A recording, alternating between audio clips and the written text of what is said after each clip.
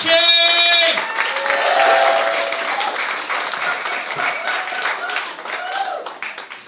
My friends think I hate men, but I don't. I just hate almost everything they say and do and think. And I'll tell you why.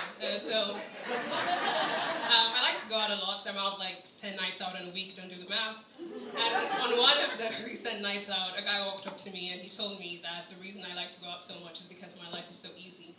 He said that as a woman, I get things like free drinks and free entry, and then he called it female privilege, which is the kind of male logic that really pisses me off. Because, are you telling me that drip feeding me neurotoxins all night in hopes that my cognitive judgment gets impaired enough for me to let you literally fuck me in the ass is a female privilege? It's not a female privilege. If anything, it sounds like a hate crime to me. A privilege is something that should make my life easier, but the only thing getting easier here is me. See, sometimes people see me for the first time and they make certain assumptions. They assume that I play sports because I'm tall and slender and black, you know, the Holy Trinity. And they're not completely wrong. I mean, dating men is an extreme sport, right? It'll get your heart racing, and just like in boxing and rugby, if you're not careful, you'll end up with trauma up here. See, I'm currently going through my second breakup of the year. I managed to knock out 2 in 6 months.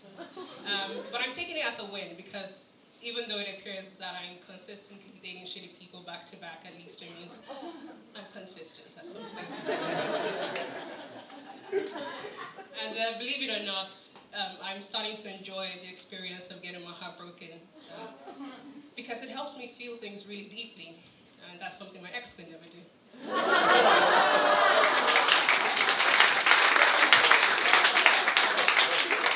But that wasn't the biggest issue I had with my ex. The biggest issue was that even though he was a good listener, he often took things out of context.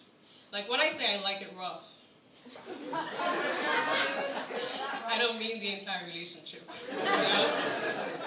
When I said I like to swallow, I wasn't referring to the seeds of your deception. And yes, I said I like bondage, but how come it's only when I ask for help that your hands were tied? Right? Severe miscommunication issues. I had to prevent myself from telling him I liked being blindfolded because I didn't want to wake up the next morning unable to see through his bullshit anymore. He was such a joke. It was such a joke that I joined a comedy course just to understand him better. And considering it was cheaper than therapy, it was a no-brainer. Of course I had to come. Another thing I never did with him.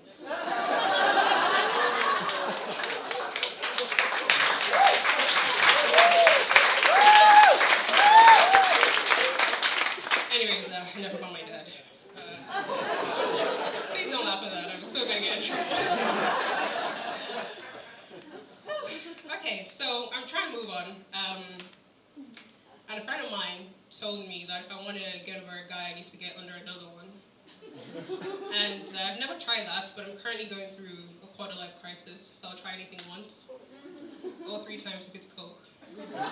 So I say yes to a date with a nice man, and we go to a nice restaurant, and we have nice white people shaped like oysters, and nice sparkling water. And at the end of the date,